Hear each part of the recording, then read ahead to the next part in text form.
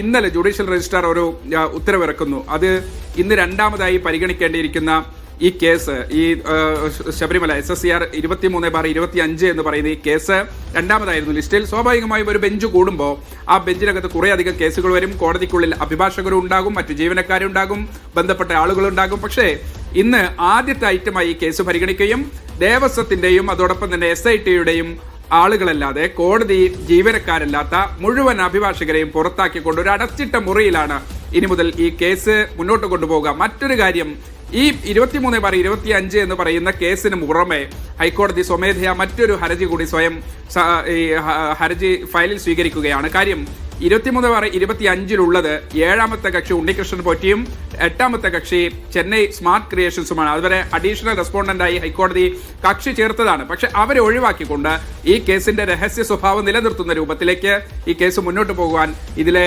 കോടതി നടപടിക്രമങ്ങൾ പൂർണ്ണമായും സുതാര്യതയിലേക്കും വളരെ സ്വകാര്യമായി നടക്കുന്നതിനു വേണ്ടി ഹൈക്കോടതി മറ്റൊരു കേസ് കൂടി സ്വമേധയാ എടുക്കുമെന്നാണ് മനസ്സിലാക്കുന്നത്. അജി, ഒപ്പം തന്നെ മുസ്തഫ നേരത്തെ സൂചിപ്പിച്ചതുപോലെ തന്നെ വളരെ ഗൗരവത്തോടുകൂടെ തന്നെയാണ് ദേവസ്വം ബെഞ്ച് ഈ കേസ് നോക്കിക്കാണുന്നത്. നിലവിലുള്ള SITയുടെ ഈ അന്വേഷണത്തെ എങ്ങനെയാണ്, തൃപ്തരാണോ ദേവസ്വം ബെഞ്ച്? നിലവിൽ ദേവസ്വം ബെഞ്ച് ഇന്ന് SITയോട് നൽകിയിരിക്കുന്ന ചില പ്രധാനപ്പെട്ട നിർദ്ദേശങ്ങൾ, നിലവിലുള്ള കാര്യങ്ങൾ മുദ്രവെച്ച കവർ റിപ്പോർട്ട് നൽകി.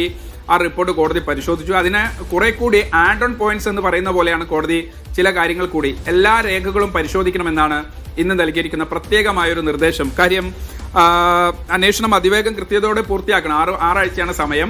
നിലവിലുള്ള അന്വേഷണത്തിൽ കോടതിക്ക് തൃപ്തിയുണ്ട്. പക്ഷേ അതിനപ്പുറത്തേക്ക് കുറെ കൂടി കാര്യങ്ങൾ അതിവേഗത്തിൽ പൂർത്തിയാക്കുന്നതിനോടൊപ്പം തന്നെ എല്ലാ രേഖകളും സമഗ്രമായി തന്നെ പരിശോധിക്കണമെന്ന് കോടതി പറയുന്നുണ്ട്. കാര്യം, നേരത്തെ ദേവസ്വം വിജിലൻസ് തന്നെ കുറെ അധികം ലഭ്യമായ അന്ന് 1990കളിൽ ഇത് 98-99 കാലത്താണ്. അന്ന് ഈ വിജയ് മല്യയുടെ ഗ്രൂപ്പ് UB ഗ്രൂപ്പ് ഈ സ്വർണ്ണം സ്പോൺസർ ചെയ്യുമ്പോൾ അതുമായി ലഭ്യമായ ഇമെയിൽ കമ്മ്യൂണിക്കേഷൻ എല്ലാം ഇതിനകം തന്നെ ദേവസ്വം വിജിലൻസ് ശേഖരിച്ചിട്ടുണ്ട്. അത് SITയുടെ കയ്യിലുമുണ്ട്.